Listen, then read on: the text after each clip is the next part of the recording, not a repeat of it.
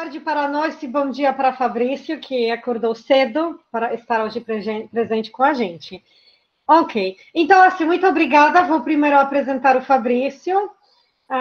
E hoje vamos falar sobre o processo da formação da Bahia, que ultimamente também nós falamos já um pouco sobre Bahia, e principalmente sobre Candomblé, que ultimamente falamos, mas um pouco também sobre Bahia.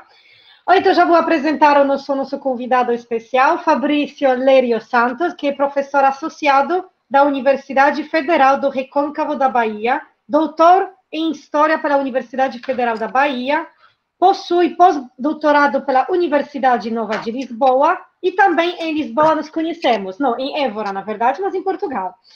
Dedica-se ao estudo da história do Brasil no período colonial, com ênfase para catolicismo, colonialismo, jesuítas e povos indígenas. Publicou os seguintes livros: Da Catequese à Civilização, Colonização e Povos Indígenas na Bahia, 2014, e de Deum, você teria que ler, A Expulsão dos Jesuítas da Bahia, 2019. Como se fala? Te Deum Laudamus. Muito bem. Participou da organização das seguintes coletâneas: Os Índios na História da Bahia, 2016, Ensinar História no Século XX, Dilemas e Perspectivas, 2019, e 10 Caminhos da Fé, Religiões e Religiosidades no Mundo Atlântico, 2020. Integra como pesquisador os projetos Disciplinando Almas, Disciplinando a Sociedade, A Igreja na Bahia Colonial, Mapeamento dos Abusos aos Direitos Indígenas no Nordeste do Brasil, e Resistance, Rebellion and Resistance in the Iberian Empires, séculos 16 e 19. E também estou muito agradecida ao Fabrício, porque ele também já fez alguns comentários para um artigo meu acadêmico. Eu estou muito grata pela leitura e pelos comentários, que foram super úteis. Ok, então passo a voz para você, enquanto isso já abro a apresentação. Tá bem. Obrigado, Agatha. Eu estou muito feliz de poder participar desta atividade, né? Fico muito feliz que vocês estejam aprendendo português, aprendendo um pouco da história do Brasil. Eu tenho que confessar que eu não conheço quase nada da história da Polônia, e menos ainda do idioma, né? Então, já estou em dívida logo de saída. Mas fico muito agradecido, de fato, com esse convite, com essa oportunidade. Normalmente eu falo muito rápido, mas pelo que eu vi a Agatha falar agora, vocês já estão muito acostumadas, porque ela também não fala tão devagar assim, mas, de qualquer forma, eu vou tentar falar devagar, né? Nós temos a pronúncia, vocês sabem que o português ele se modificou muito, né, à medida em que ele se expandiu, né, pela colonização portuguesa. Então, o português falado mesmo no Brasil já é bem diferente do que se fala em Portugal, e na Bahia, em relação a Rio de Janeiro, a São Paulo, temos muitas variações, né, acredito que também no idioma polonês também haja variações diversas. Bom, eu pensei nesse tema abrangente, que seria mais introdutório, né, de processo de formação da Bahia colonial, a partir da provocação, né, da Agatha, né, e eu fiz alguns slides, eu fiz um roteiro para eu não me perder, e no final coloquei imagens. Eu espero conseguir dar conta, né, de ir até o final, porque as imagens são bem também interessantes, mas se eu ficar muito rápido também vocês me avisam, né? Então, pode passar. Espero que todo mundo consiga ver. Sim, vocês conseguem ver a apresentação? Ok, perfeito. Tá, essa apresentação também, depois a Agatha pode passar para vocês, tá? Então, não precisam se preocupar em anotar, né, ou nada, mas se quiserem também tirar dúvidas, mas depois vocês ficam também com essa apresentação disponível. Então, vamos lá, né? Deixa eu dizer também que eu não sou baiano, né? Aqui no Brasil, essas identidades regionais também são muito fortes, né? Eu sou do Espírito Santo, né? Um estado na região sudeste. Dizem que é a metade do caminho da Bahia para o Rio de Janeiro, né? Então, mas eu estou na Bahia há muitos anos, né? Fiz toda a minha formação aqui, da graduação, mestrado e doutorado, já me sinto baiano, né, portanto, mas também isso me dá alguma vantagem na percepção das questões culturais, né, que a gente faz de forma tão automática, e eu, por ter vindo de outra região do país, às vezes eu tenho uma percepção até melhor do que os próprios nascidos aqui, né, das pessoas nascidas aqui. Bom, primeiro, já que estamos falando também de língua, né, portuguesa, Bahia ou Bahia, né, com H ou sem H. O H é uma letra que perdeu completamente a função na língua portuguesa, né, uma vogal que ficou, uma consoante que ficou sem um som próprio, né, e neste caso, o Bahia com H reporta uma grafia antiga, né, que exatamente sinalizava o I tônico, né, por isso Bahia. E aí se usava o H, como se usava também em Paraíba, em outras palavras com esse I tônico, né, com o uso do acento, né, sobre o I, então caiu esse uso do H, mas o estado da Bahia manteve, né, por uma questão de tradição, manteve então o H, mas de fato a palavra Bahia não é um nome próprio, né? A palavra Bahia quer dizer um determinado desenho geográfico, né, que é o formato de uma baía, né? Então nós temos a Baía de Guanabara, no Rio de Janeiro, por exemplo, né, e temos a Baía de Todos os Santos, que deu origem ao nome do estado da Bahia, né? Então, esse termo Bahia, ele queria dizer a Baía de Todos os Santos, né? É um local geográfico, né, caracterizado como uma meia circunferência, né, na qual o mar adentra o continente, né? Então, faz um formato de baía, né? Mas também esse nome foi usado para a capitania da Bahia, né? Entendendo a capitania como aquelas divisões territoriais feitas pelo rei de Portugal no momento de dar início à colonização do território brasileiro, como também na África, né, se criaram capitanias na África, que eram esses territórios a serem colonizados. E também a própria Salvador, né, a cidade Salvador, ela foi fundada como a cidade da Bahia, né, exatamente porque era a cidade que guardava, né, que protegia a entrada nesse grande mar interior que é a Baía de Todos os Santos. E até hoje, né, como o território da Bahia ficou muito grande, as pessoas que vivem nas cidades fora da capital, né, aquilo que a gente chama aqui o interior do estado, elas ainda falam, eu vou para a Bahia, né? Mesmo já estando na Bahia, elas falam, eu vou para a Bahia, ou seja, eu vou para a cidade da Bahia, que é Salvador, né?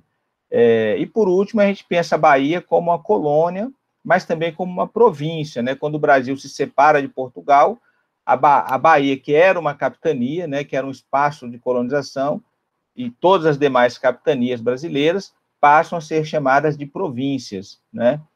E esse termo, então, vai perdurar até o advento do regime republicano, né? Então, essa Bahia provincial, né, ela é interessante pensarmos nela como um território que vai abarcar não apenas a capitania da Bahia, mas outras duas capitanias, né? Naquela divisão original, existia a capitania de Porto Seguro, que é a primeira terra que os portugueses dominaram, né, se apossaram. Havia a capitania de Ilhéus, né, e havia a capitania da Bahia. Então, essas três capitanias vão se juntar, né, no final do século XVIII para formar esse território que vai ser no século XIX, então, a província da Bahia e que hoje constitui o chamado Estado da Bahia. Por isso que, se vocês olharem no mapa atual, vocês vão ver que a Bahia é um estado bastante grande em comparação com os demais. Podemos ir, né? Então, o Brasil nasceu aqui, né? Essa é uma expressão que os órgãos de turismo usam para atrair, né, as pessoas de fora para virem conhecer a Bahia, né? Então, usa esse slogan, Bahia, o Brasil nasceu aqui. Só que esse Brasil, né, dessa propaganda turística, é o Brasil português, né, o Brasil da colonização, porque se remete, então, ao desembarque de Pedro Álvares Cabral, né, em Porto Seguro, no litoral de Porto Seguro como sendo uma espécie de nascimento do Brasil, né? Inclusive o relato daquela viagem, né, que ficou registrado por um escrivão chamado Pero Vaz de Caminha, muita gente já apelidou esse relato de certidão de nascimento do Brasil. Então, para muita gente, na imprensa, nos órgãos de turismo, nos órgãos oficiais, costuma-se dizer, bom, o Brasil tem 520 anos de idade, né, como se o Brasil tivesse nascido ali, naquele momento em que os portugueses pisaram na terra.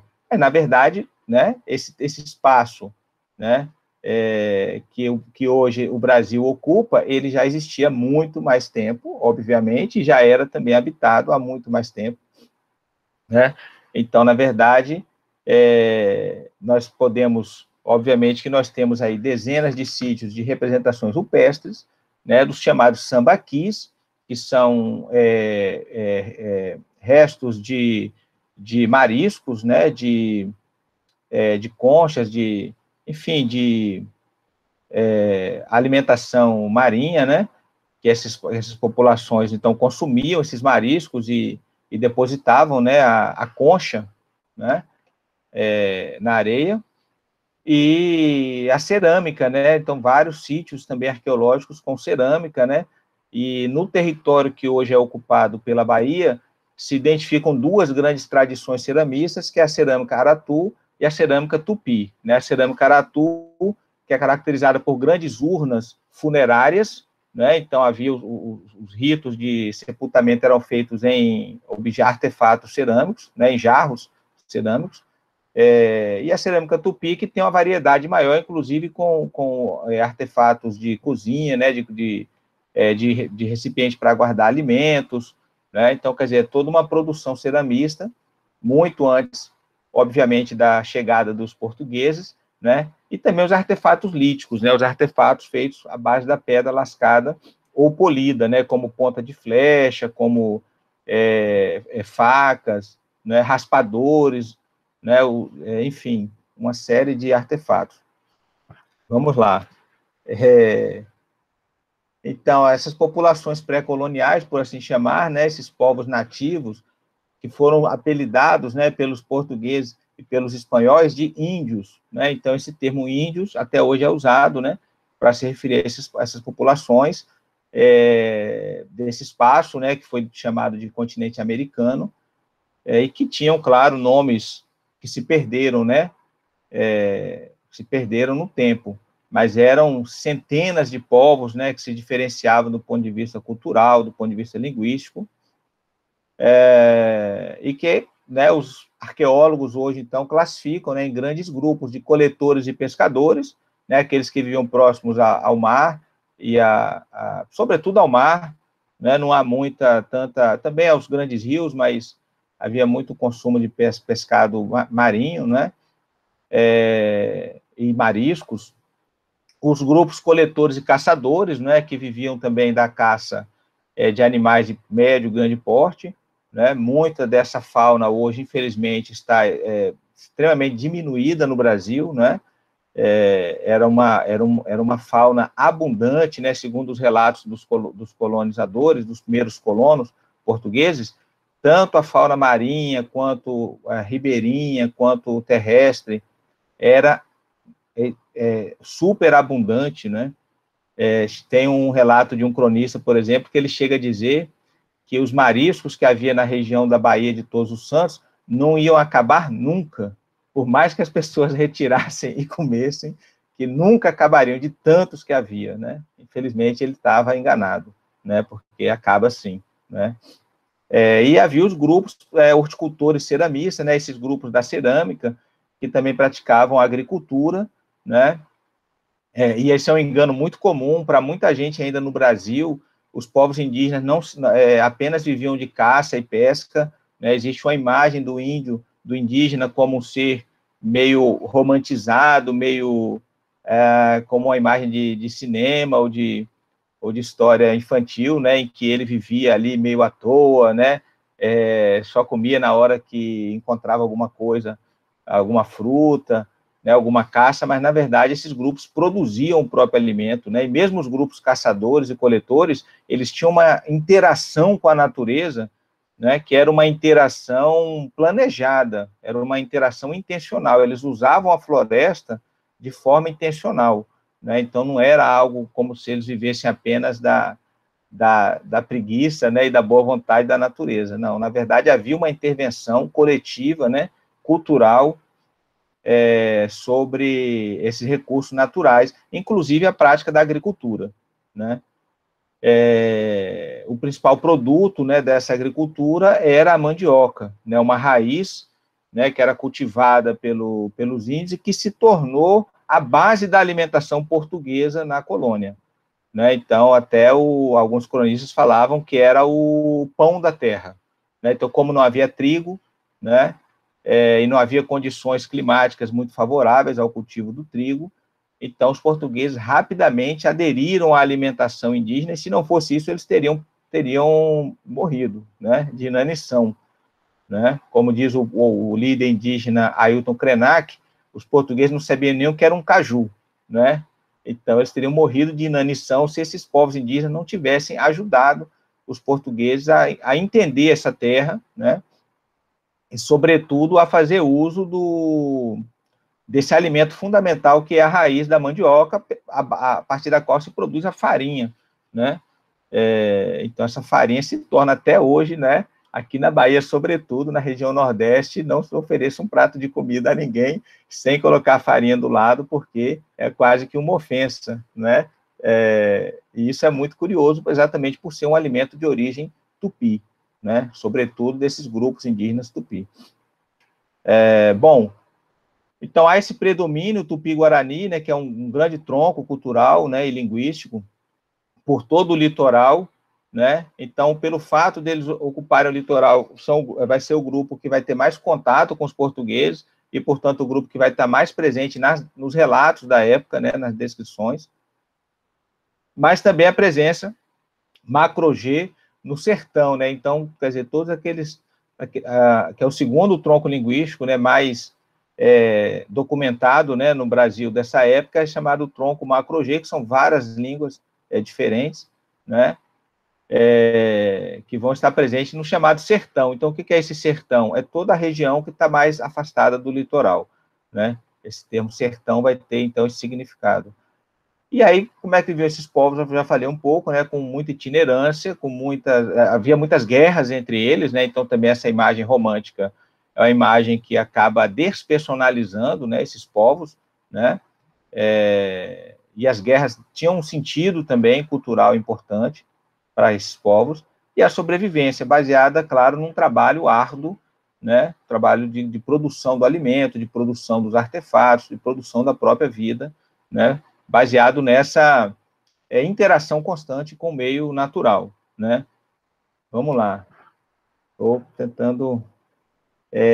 então, entra em cena o chamado descobrimento, né? Esse termo é um termo muito questionado, né? Embora apareça ainda em muitos livros de história.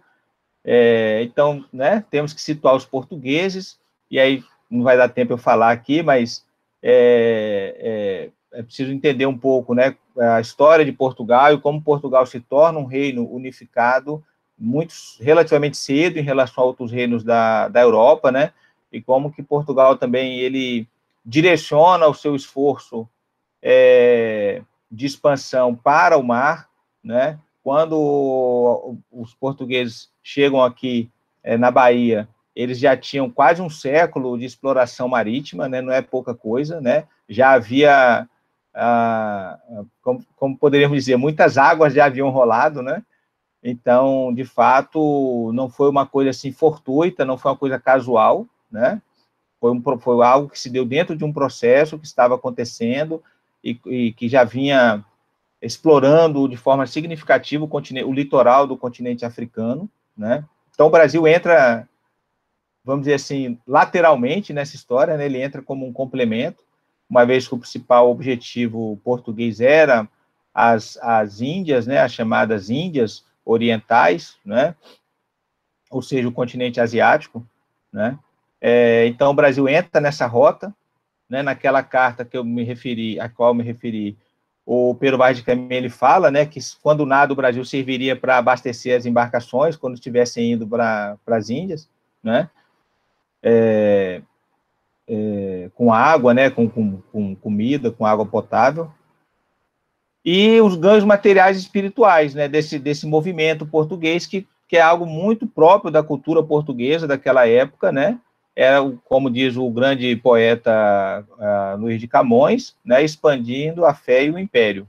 Né? Então, as coisas andavam muito juntas, né? Quer dizer, o catolicismo era algo muito presente, as embarcações, a expedição do Pedro Álvares Cabral, ela veio com a alçada, né, no mastro do navio, a bandeira da Ordem de Cristo, né? Quando eles desembarcam aqui, a primeira coisa que eles providenciam é mandar rezar uma missa, né? Que é o ato simbólico, né, da chegada e da ocupação, né, da posse desse território em nome da religião, né, e exatamente essa mesma religião é usada para colocar esses povos que já habitavam aqui numa condição de inferioridade. Né? Bom, já que eles não são cristãos, eles não são os donos legítimos da terra. É muito interessante que os portugueses, desde o início, reconheceram que havia pessoas aqui, reconheceram que eram humanos, que possuíam alma, né, que eram os senhores da terra, né, os donos no sentido assim, eles eram os donos de fato, mas não eram os donos de direito, ou seja, eles possuíam, mas não tinham direito de possuir, né, e o principal argumento utilizado era exatamente de cunho religioso. Bom, eles não conhecem a verdadeira religião, precisam ser evangelizados, precisam ser convertidos, e, portanto, a nossa presença aqui se justifica porque nós estamos trazendo a verdadeira religião para essas populações, né? E isso aparece muito nos relatos da época, não temos como saber até que ponto as pessoas de fato acreditavam nisso, né? Mas pelo menos era bastante falado e bastante repetido, né, na documentação. E aí entra em cena o tripé: guerra, comércio e diplomacia, né? Essa chamada expansão comercial, na verdade, é uma expansão à base de guerra. Guerra dos portugueses com esses povos que eles encontram e guerra dos portugueses com os outros povos europeus que tentam disputar, né, europeus ou asiáticos, né, também, por exemplo, o caso dos comerciantes islâmicos, né, na Ásia, no norte da África, né, e a diplomacia que vai ser, como, né, nós sabemos, mediada pela autoridade máxima da Igreja Católica, que era o Papa. Né, entra em cena o famoso Tratado de Tordesilhas, né, que é um tratado assinado entre Portugal e Espanha, para a divisão dessas terras que seriam conquistadas, né, e os outros países europeus, os outros reinos, ou unidades políticas europeias, vão dizer, bom, mas nós não fomos chamados para esse acordo. Né, então, a França, por exemplo, vai dizer, olha, eu não reconheço esse tratado, né, e vai mandar constantemente, vai mandar navios para o litoral brasileiro, né, falando em termos atuais, né, porque na época não era brasileiro, era Tupinambá, né, então para o litoral Tupinambá, para comercializar para o Brasil, né, diretamente com os próprios indígenas. Pode passar, Agatha, por favor. Aí o que a gente chama de um fracasso inicial da colonização, né, porque exatamente nesses primeiros 30, 40 anos, os portugueses não conseguem se firmar na terra, né? Eles ficam indo e vindo, mandando embarcações, mas os franceses também mandam, os ingleses, né, mandam. Então, os portugueses sentem a necessidade de transformar isso num espaço de colonização permanente, né? E aí eles lançam mão de uma figura que até tem um livro, foi lançado recentemente em português, mas já existia em inglês, né, da Elida Metcalfe, que são os go-betweens, né, os intermediários culturais. E um deles é esse Diogo Álvares, né, o famoso Caramuru, né, já foi personagem de filme, né, até recomendo que vocês assistam para conhecer um pouquinho, né, o filme é uma paródia, né, é uma sátira, mas acaba mexendo também com fatos históricos. E o Diogo Álvares, então, é um náufrago que sobrevive, né, ao naufrágio, e aí ele é capturado pelos tupinambás, né, da Bahia, e consegue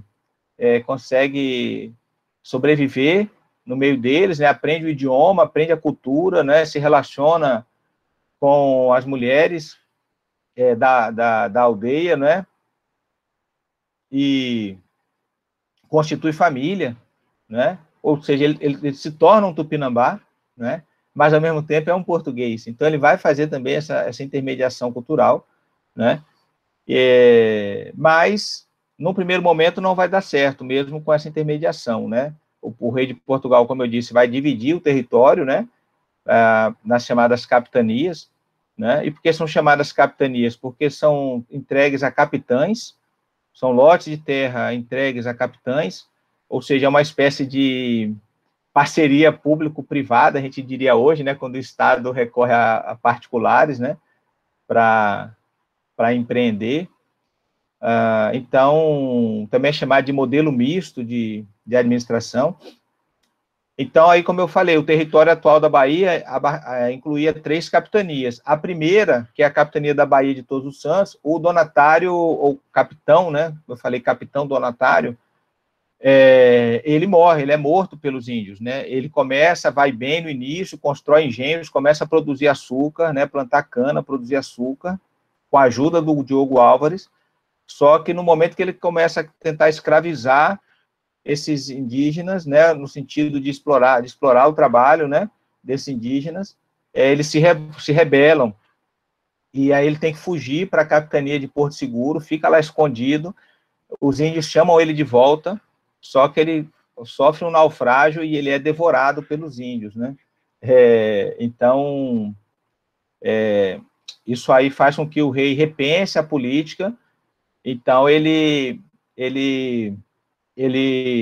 institui uma capitania real e estabelece ali um governo geral, né? Em Ilhéus, os tupiniquins e os guerens, que são os povos também chamados de botocudos, porque eles usavam os botox grandes assim nos lábios, né?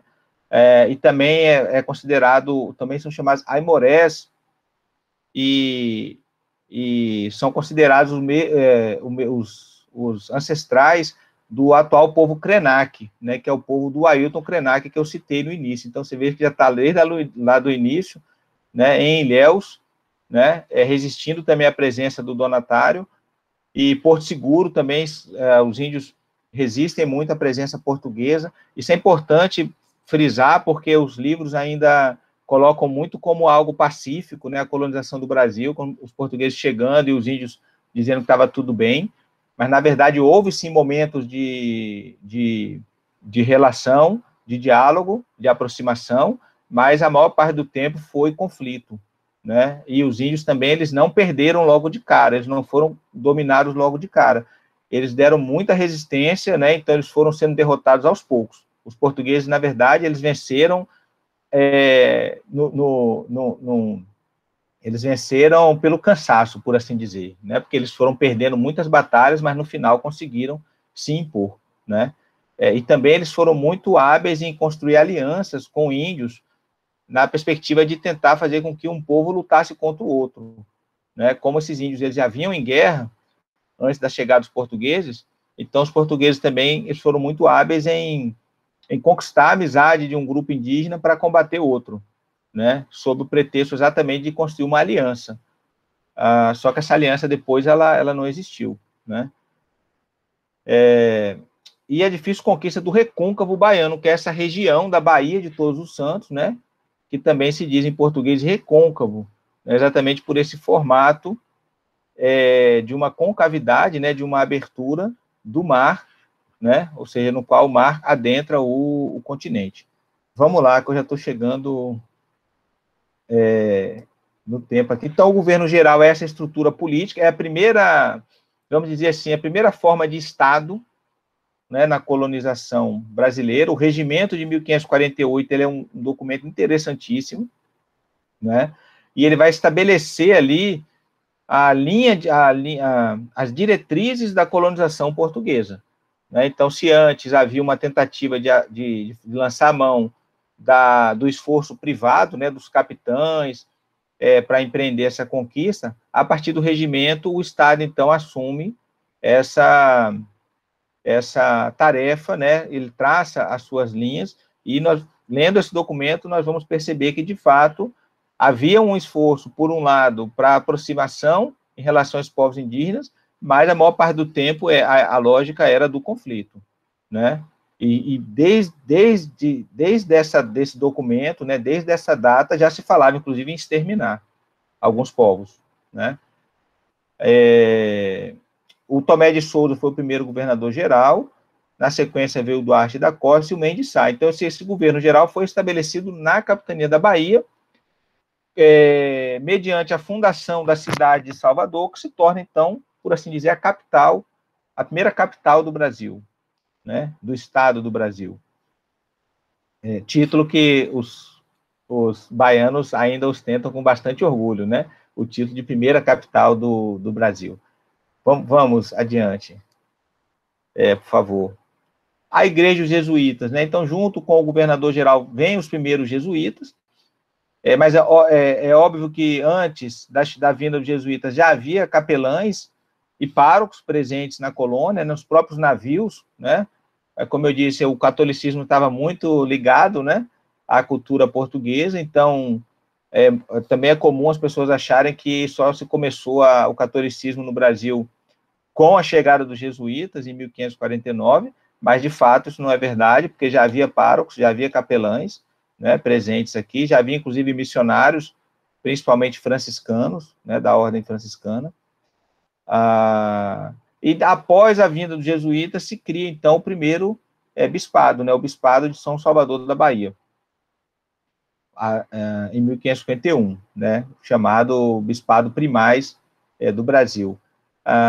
E a partir desse momento também se estabelece uma política de catequese permanente em relação aos povos indígenas. Então, se havia, por um lado, a guerra, o conflito, a escravização e o extermínio, por outro lado, havia a tentativa de aproximação, diálogo, que estava revestida também da política de catequese. Então, essa aproximação só era possível mediante a conversão desses povos ao cristianismo, né? Então, são os dois extremos, quer dizer, não era dada à população indígena a possibilidade de permanecerem como eles eram, né? As opções eram duas, né? Ou se tornar como os portugueses, aderindo à religião cristã, né? Ou se tornarem inimigos e terem que fazer o enfrentamento, né, por meio da guerra, né, por meio da resistência. Mas ainda aqueles que aceitavam o cristianismo, não quer dizer que eles deixavam inteiramente de resistir. Por quê? Porque mesmo nesses aldeamentos havia muita resistência, havia muito conflito com os missionários, e aí também não dá para a gente entrar em detalhes aqui, mas alguns dos principais episódios de resistência indígena se deram no interior dos próprios aldeamentos, né? Então, esse é um ponto também, inclusive, às vezes, com até mesmo a violência contra o missionário, né? Na medida que esse missionário era visto como um agente da colonização, né? Vamos lá, então. Bom, a economia que se organiza, então, a Bahia se torna um dos principais polos, né, da economia colonial, né? Essa economia ela é montada inicialmente sob a escravidão indígena, né? E aqui tem um termo, eu não sei se a Agatha consegue traduzir aí, mas um termo que é muito comum na documentação é o termo negro da terra, né? O negro da terra. Quem é esse negro da terra? Exatamente esse índio escravizado pelos portugueses, né? Então, o termo negro, em referência à população africana, né? Já escravizada, porque já os portugueses já estavam escravizando, né, as populações africanas no litoral africano, né? Então, da terra no sentido do local, né? Se vocês lerem as cartas do padre Manuel da Nóbrega, que eu vou até indicar no final, ele usa muito a expressão negros e negras, né, também mulheres. E muita gente acha que ele está falando de pessoas da África, mas não. Ele está falando de indígenas que foram escravizados, né? E nem sempre ele fala da terra. Às vezes só diz negra, né? Uma negra né? E por que sabemos que era indígena? Porque eram índios que estavam sendo catequizados em Tupi, né? Então, não faria sentido nenhum que fosse um indivíduo da África sendo catequizado em Tupi, né? Bom, mas entra em cena também a escravidão africana, né? Que é algo que os portugueses já praticavam, então eles passam a deslocar essa mão de obra africana, né, escravizada, para a América, para o Brasil. Entra em cena o tráfico, que se torna, então, um dos principais negócios. É importante dizer também que a compra e venda de escravos não era só para solucionar um problema de mão de obra, era um negócio, né? Muita gente vivia disso, enriqueceu com isso, e eu achei até agora uma curiosidade que eu deixo aqui em primeira mão. Eu tenho andado pesquisando os antigos jesuítas, né? Depois da expulsão dos jesuítas, alguns jesuítas abriram mão da ordem, dos votos religiosos e continuaram vivendo na Bahia. E eu já achei, por acaso, um jesuíta que deixou de ser religioso quando veio a expulsão e virou traficante de escravos, né? Então, era um negócio, de fato, né? Bom, e era um negócio que alimentava outro negócio, né? Alimentava a produção de açúcar, sobretudo, né? Mas, além do açúcar, o fumo, a aguardente, que eram as principais mercadorias de exportação da colônia, né, que iam para a Europa e para a África. Mas havia também a produção da pecuária, né? O gado se tornou algo muito tradicional na Bahia. A cultura do gado, principalmente no interior, né? A cultura do gado, do couro. Se vocês verem filmes sobre Lampião, por exemplo, né? Que já é lá no século XX, né? O Lampião e a Maria Bonita, né? Que é um par romântico, mas também são duas figuras históricas. Vocês vão ver bem essa questão do couro, do chapéu de couro, né? Da roupa de couro ali presente, dessa cultura em torno do gado, é muito forte na Bahia, né? E a produção de alimentos, a farinha, né? Já houve revoltas na Bahia em função da escassez de farinha, né? Então, era algo que não parava, claro, essa produção de alimentos, para abastecer o mercado interno, né? E também a expansão pelo sertão. É importante deixar bem claro que durante o século XVI, ou seja, desde a viagem de Pedro Álvares Cabral em 1500 até o final do século, os portugueses mal saíram do litoral brasileiro.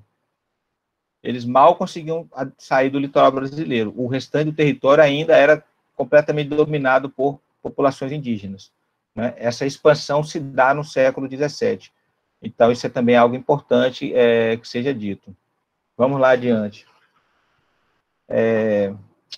Então, no século XVIII, a Bahia ela já está consolidada como capitania, né? A expansão, que eu falei anteriormente, vai propiciar também a exploração de minérios, sobretudo ouro e salitre, né? O salitre muito importante porque se usava para a fabricação de pólvora, né? O diamante vai ser um pouco mais tarde, mas vai haver também diamante na Bahia. Até hoje, a mineração é uma atividade econômica importante, tá? No território baiano. A gente ouve falar muito de Minas Gerais, do Pará, mas na Bahia também ainda existe muita mineração. O Brasil parece que não acaba nunca as coisas, né? Infelizmente acaba, mas parece que não acaba, assim. Eu acho que se o Brasil fosse menor, a gente já tinha desistido de existir, né? E eu acho que com esse atual situação que estamos vivendo, vamos chegar bem próximo disso, infelizmente, né? Bom, o Diretório dos Índios, né, de 1757, que vai acabar com aqueles aldeamentos, vai transformar tudo em vila indígena, né?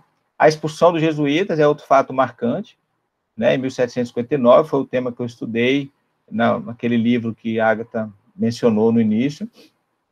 E a transferência da capital do estado do Brasil, que passa a ser o Rio de Janeiro, né? Então, a Bahia perde esse status de capital, né, de cabeça, como se dizia na época, né? Se imaginava como se o Estado fosse um corpo, né? Então, a cabeça seria exatamente a sede do governo, né?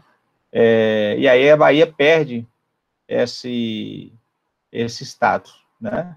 Vamos lá, a gente caminhar para o final. Tensões e mudanças, né? Nesse final do século XVIII, há uma conspiração grande, em 1798, né? uma conspiração que pregava liberdade, pregava o fim da situação de colônia, né? Pregava alguns mais radicais já falavam em instauração de república, outros já falavam em abolição de escravidão, né? Em pleno 1798. Essa conspiração foi duramente sufocada, foi duramente reprimida, né?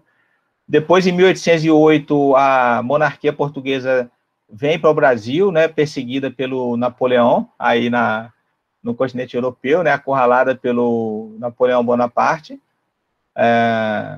Então, eles transferem, né, toda a corte portuguesa para o Rio de Janeiro, que era a capital, porém, antes eles passam pela Bahia, né, ele chega a desembarcar na Bahia, passa alguns dias aqui, o próprio príncipe regente, né, que era o Dom João.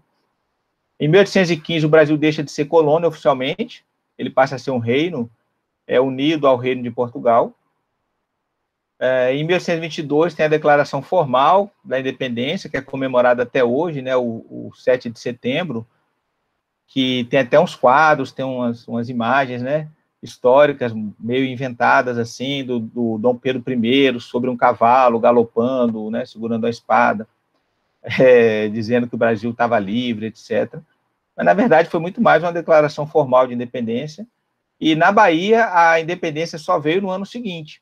Isso é um dado muito curioso, porque as tropas portuguesas que estavam aquarteladas na Bahia, elas se recusam a reconhecer a independência, né, que foi proclamada lá no Rio de Janeiro. Então, os senhores de engenho, né, que era o setor mais poderoso, mais rico e poderoso da Bahia, se organiza, né, organiza tropas, milícias, né, exércitos, para combater o exército português. Né, e esse combate se estende até o dia 2 de julho de 1823, que até hoje é comemorado como o dia da independência da Bahia, né, o chamado 2 de julho. Tem desfile, né, pela cidade, é uma comemoração muito importante na cultura baiana, e é considerado também a primeira guerra que o povo lutou ao lado da elite. Certo? Há essa memória também de ser uma guerra que o povo lutou ao lado da elite. Agora, lutou pelo quê? Lutou pela expulsão dos portugueses, só isso. Não aboliu a escravidão, não instaurou república, não fez reforma agrária, não dividiu a renda, né? Foi uma luta pela emancipação política em relação aos portugueses. Eu acho que já estamos caminhando para o final, Agatha. Deixa eu ver. Né? Nesse cenário de muita convulsão social, acontece muita agitação também entre os escravos, né? Aí já estamos falando de escravos afrodescendentes, né? E africanos, né? O Quilombo do Oitizeiro, por exemplo, é um episódio, as conspirações dos Alçás, né? Que são povos africanos que se organizam na Bahia, sobretudo porque eles vão chegar no momento do tráfico em que vai haver muita exploração da escravidão urbana, né? Então, enquanto que a escravidão rural, os escravos se dispersavam pelas fazendas e pelos engenhos, os escravos urbanos, eles estavam mais próximos uns dos outros, né? E conseguiram se articular de forma mais rápida, né? Conseguiram estabelecer uma resistência mais efetiva. E, inclusive, porque o tráfico também se concentrou numa mesma região do continente africano, propiciando uma certa homogeneidade linguística e cultural entre essa população escravizada, né? E isso também facilitou bastante as conspirações e revoltas, né? Há uma revolta de índios nessa época, que é muito pouco falada também nos livros de história, né? Os índios da Vila de Pedra Branca, eles se revoltam em 1834, entre 200 e 300 índios, né? E foi uma revolta também que causou convulsão na época. E já no período do Brasil também, já após a independência, né, essa revolta da Pedra Branca, e também a revolta dos malês, que é muito famosa, porque tem um livro importante do historiador João José Reis, né, e os malês eram africanos escravizados que eram muçulmanos, né, seguidores do islamismo, e, portanto, eles usam também a religião como um elemento de articulação para essa revolta, né, e chegam a pregar a morte aos brancos, né, a escravização dos brancos, a escravização dos cristãos, né, em troca do que os cristãos estavam escravizando aqueles povos, né. Bom, agora acho que tem as imagens, se eu não estou enganado, Eu não sei se eu falei muito, se eu falei rápido. Assim, as referências, eu cito algumas, vocês podem olhar depois. A principal, que eu diria, essa última do Tavares, que é um grande manual, por assim dizer, de história da Bahia, né? Um livro que faz uma síntese de todos os períodos da história baiana. Ele foi um historiador muito respeitado aqui na Bahia, morreu há pouco tempo. Mas também o trabalho do Alencastro, do Barickman, do Reis e do Schwartz. É interessante que tem dois não brasileiros, né, na lista, porque são realmente dois grandes especialistas, para não dizer que o Alencastro também fez a carreira dele na França, né, apesar de ser brasileiro, e o próprio João Reis também fez o doutorado dele, que é esse livro aí, nos Estados Unidos, né. Então eu gostei de colocar essa referência para dizer que vocês aí estão aí na Polônia se interessando pela Bahia. Quem sabe as próximas teses, né, sobre a história da Bahia pode vir daí da Polônia, né. De preferência que vocês depois traduzam para a gente, viu? É isso que eu espero, por isso temos essas aulas. Então, eu espero que elas, daqui a pouco, eu vou escrever uma tese sobre Bahia. Pois a Agatha tem já uma tese belíssima, ela não foi especificamente. Vocês sabem que os baianos têm essa questão da história da Bahia, aqui é uma disciplina, né? É um curso na história da Bahia, né? Tem uma bibliografia própria, é uma coisa muito forte a identidade regional, né? E também as fontes, eu citei algumas fontes escritas, talvez vocês encontrem na internet, até em inglês, o mesmo em português, né? O Antonil, que é o principal tratado da economia colonial, né? Inclusive, ele era um jesuíta que escreveu sobre economia, né? O livro chama Cultura e Opulência do Brasil. Tem um capítulo sobre o couro também, sobre o gado, né? Tem um capítulo sobre o fumo, né? Mas a maior parte é dedicada, claro, à produção do açúcar, que era a principal mercadoria, né, da época, a principal produção da época. O Fernão Cardim, que também é um jesuíta, escreveu um livro chamado Tratado da Terra, quer dizer, não é o nome do livro, é o nome como ele foi publicado, né? Na verdade, são relatos que foram reunidos e publicados com esse nome, né, de Tratado da Terra e Gente do Brasil, que eram relatos que os jesuítas produziam para que quem estava na Europa conhecesse melhor, né, essas regiões nas quais os jesuítas atuavam, né? Então, era uma finalidade, por assim dizer, mais interna da ordem da Companhia de Jesus, que depois acabou também sendo divulgado. O Manuel da Nóbrega, né, saiu recentemente uma obra completa dele, né, que foi em homenagem aos 500 anos do seu nascimento, né? É bem interessante, mas há muita coisa dele solta pela internet. E o Gabriel Soares de Souza, que era um senhor de engenho, inclusive inimigo dos jesuítas, e que escreveu também um belíssimo tratado, né, sobre o Brasil, a maior parte relativa à Bahia, e aos povos indígenas, na qual ele descreve cada povo, cada cultura, como é que os portugueses se relacionavam com esses povos. Obviamente é um relato do ponto de vista do colonizador, né, como todos os demais, mas ainda assim muito rico do ponto de vista etnográfico, né, do ponto de vista da descrição. Bom, finalizando então, eu trouxe as imagens, aí a Agatha me disse se dá tempo passar as imagens. Sim, temos ainda uns 7 minutinhos, assim, 10 minutinhos, tranquilo. Tá, porque talvez também tenha perguntas, né? É isso que eu espero, sim, vamos falar. Tá. Esse é um mapa bem conhecido e bastante antigo também, do século XVI, onde traz as chamadas capitanias, né? É importante a gente lembrar que essas linhas eram linhas imaginárias, né? Os portugueses não tinham controle sobre esse território. Eu coloquei ali no quadradinho vermelho as 3 capitanias, da Bahia, Ilhéus e Porto Seguro, né? Que, como eu falei, vão se unir, né? No final do período colonial, né? Vamos lá para a próxima. Esse é o mapa do Império Português, é um mapa atual. Eu peguei na internet mesmo, só para a gente ter uma ideia do que foi essa expansão portuguesa, né? Tudo que está vermelhinho aí. Como eu disse, tá aí o Brasil, está todo pintadinho de vermelho, mas os portugueses não chegaram efetivamente a ocupar esse Brasil todo, né? Tem umas partes aí de rosinha, que é sob a influência, né, portuguesa, também a parte amarela. Então, vocês vejam que todo o litoral aí africano, né, o litoral atlântico do continente africano, está pintadinho de verde, né, que é a parte onde os portugueses traficavam uma série de mercadorias, né, A parte que eles realmente ocuparam, que está vermelhinha ali, é a região de Angola, né, Congo e Angola,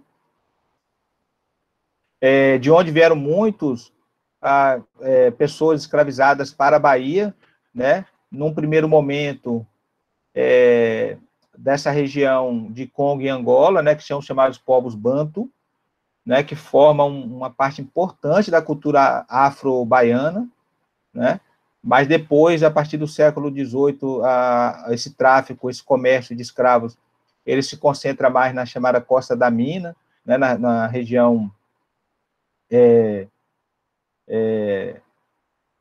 na região dos povos, são chamados povos Iorubá, né, e aí ali também estão os Alçás e vários outros grupos, né, que vão ter uma concentração muito grande e, sobretudo, vão dar a conformação da religiosidade afro-baiana, né, o candomblé, através das nações Jeje, né, e Nagô. Mas também é importante lembrar que existe o candomblé de Angola, o candomblé banto, também é importante na Bahia, embora seja menos falado, seja menos divulgado, né, também chamado candomblé de caboclo, que há também uma fusão com a religiosidade indígena, né, na figura do caboclo, que seria o dono da terra, né, o índio ancestral, mítico, né, que é o verdadeiro dono da terra e que recebe o africano e que se une a esse africano no âmbito do rito religioso, né? Então, é uma coisa extremamente interessante também. E ali, claro, até a região, o lado do Índico, né, da África Oriental, com Moçambique, e a Índia, né, a região da Índia. Bom, vamos lá, adiante a próxima. O famoso desembarque, né, isso foi pintado no século XIX, né, com todo o drama, né, a visão romântica, né, em torno desse episódio, que passa a ser considerado, então, o episódio de nascimento do Brasil, né, desconsiderando toda essa população que já existia aqui anteriormente. Eu estou correndo, viu, Agatha? Pode ir passando aí. Tranquilo, tranquilo. Esse mapinha também, que é o mapa de 1550, é muito interessante, porque mostra um Brasil completamente desconhecido dos portugueses, né? Quer dizer, o litoral era bem conhecido, vocês percebem que o litoral está muito bem desenhado, mas o interior é completamente preenchido com figuras, né? Porque, de fato, eles não conheciam, eles atribuíam ali a territórios indígenas, mas mostra também os índios trabalhando, o que é bem interessante, né? Porque a representação do índio como preguiçoso ali, deitado na rede, né, descansando o tempo todo, ela não condiz com a realidade que os próprios portugueses criaram ao explorar essa mão de obra indígena, sobretudo, né, para o carregamento do pau-brasil. E eu esqueci de falar do pau-brasil, que exatamente é o que dá nome ao país, né, a madeira, né, que produziu uma tinta avermelhada, e que, então, dá nome, né, ao Brasil, porque era chamado a costa do Brasil, ou seja, o litoral onde tinha pau-brasil. Né? Esse nome Costa do Brasil é muito significativo, porque os portugueses, eles chamavam os lugares a partir das perspectivas de lucro. Então, havia a Costa do Marfim, a Costa dos Escravos, a Costa do Ouro, e o Brasil, esse território que hoje é o Brasil, então, foi chamado de Costa do Brasil, ou seja, o litoral, a costa quer dizer litoral, né? A praia, né? Então, a costa onde tem pau-brasil, né? Então, esse foi o nome que nós gentilmente recebemos. E brasileiros eram aqueles que carregavam o pau-brasil para abastecer os navios, né? Até se vocês estão estudando português, vocês vão atentar que não se usa essa terminação eiro, em português é uma terminação de profissão e não de nacionalidade. Né? Então, vocês, para nós, são polonesas, ou polonês, né? Ou quem nasce em Portugal é português, quem nasce na Itália é italiano, mas eiro, geralmente, são as profissões, engenheiro, padeiro, pedreiro, carpinteiro, né? Então, brasileiro é uma profissão, carregar para o Brasil. É o que nós devemos fazer, né? Mas agora o pau-brasil acabou, né? Só em reflorestamento, né? Então, nós estamos livres. Faz sentido, nossa, que surpresa. Exatamente, pois é. Essa questão da identidade brasileira, que até hoje é algo não resolvido para nós, exatamente porque nós temos esse passado colonial aí que nós não aceitamos bem, né? Mas também não recusamos, né? Então, fica uma coisa de uma indefinição, que também, remetendo a uma outra fala do Ailton Krenak, ele tem muitas falas dele na internet aí, e também tem livros, e ele fala também isso, que o problema do Brasil é não saber o que é e nem o que quer ser, né? Então, não sabe se mata os índios ou se não mata, né? Não sabe se toca fogo no Pantanal ou se não toca fogo no Pantanal, fica sempre uma indefinição, porque parece que uma parte do país quer acabar com a floresta, mas outra parte não quer, né? Enfim, daqui a mais uns 100 anos nós vamos resolver isso e vamos ser um país um pouquinho melhor, né? Vamos adiante, então, para a próxima imagem, também um mapa, né, também aí o mapa das capitanias. Esse mapa é mais realista, né, porque ele não vai até o interior do continente, também é um mapa de época, né, do século XVII, é um mapa holandês, né, os holandeses se interessaram muito pelo Brasil, vocês sabem disso, e até hoje há quem diga que o Brasil está mal porque os holandeses não foram os portugueses e não os holandeses que colonizaram. Eu, como historiador, tenho a impressão que daria no mesmo, mas muita gente acredita nisso, né? Então, ali as 3 capitanias, né, chamando a atenção novamente, tá? Bahia, Ilhéus e Porto Seguro, podemos ir, já que... Então, o chamado recôncavo é isso, né? Essa reentrância do mar, né? Para o continente. A característica marcante do recôncavo da Bahia, ou Baía de Todos os Santos, é que ele tem uma ilha de proporção muito grande no meio, que é a ilha de Taparica. Taparica é o nome indígena, né? Salvador está bem na pontinha ali da entrada da Bahia, então a cidade foi fundada em um local estratégico, né? Eu acabei não sinalizando aí, peço desculpas, mas ele está bem na entrada ali da Bahia, né? E as terras internas, as terras do recôncavo, que são as terras férteis, onde os portugueses vão, então, investir na produção no cultivo da cana para a produção do açúcar, né? O chamado recôncavo, né? Vamos lá. Os 2 lados do Atlântico, aí Lisboa e Salvador da Bahia, né? São ambas cidades construídas em colinas, sobre colinas, né? Tem um traçado, claro que Lisboa é bem maior, né, nessa comparação, mas tem um traçado com alguma semelhança, né, por conta dessa característica de serem construídas sobre colinas, né? Aliás, quem vai hoje eu, né, como brasileiro, e quando fui a Lisboa, assim, reconheci, né, parte do Brasil ali em Portugal, e seguramente os portugueses, quando vêm aqui, reconhecem também parte de Portugal no Brasil, né? Eu não sei o quanto isso é bom ou ruim, mas, de qualquer forma, é um legado da história, né? Eu quero acreditar que tem coisas boas e ruins nesse processo de colonização.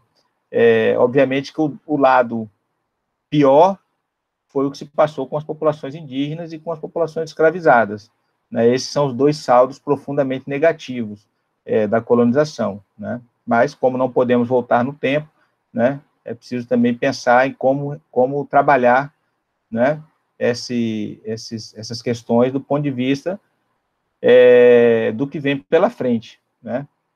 Isso é algo que realmente eu acho que ainda nos falta enquanto país, exatamente esse projeto, né, do que queremos ser, né?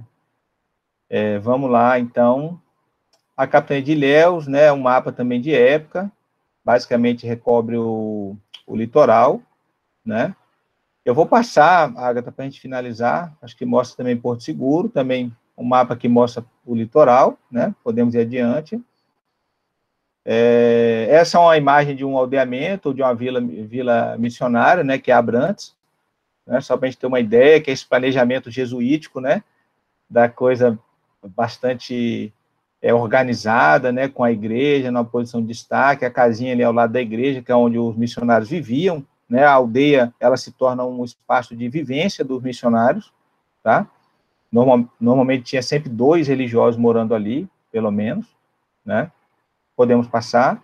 A imagem de um engenho, né? Também uma pintura holandesa, E quando o termo engenho, ele significa a máquina que moe a cana, né, para produzir o caldo, aquele caldo fervido é que se faz o açúcar, mas engenho também significa toda essa estrutura, que inclui a casa grande, que é a casa do senhor, inclui a senzala, que era a moradia dos escravos, inclui a capela, né, inclui, às vezes, uma pequena mata, de onde se tirava madeira para alimentar a fornalha, né, a caldeira, né?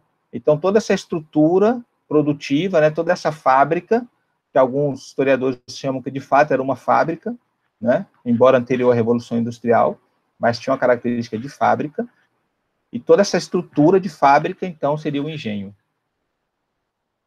Deixa eu ver, acho que estamos no finalzinho. A próxima. Acabou? Acabou. Acabou, pronto. Obrigado, gente, pela atenção, pela paciência. Espero que tenham gostado. Se tiver perguntas também, eu fico à disposição.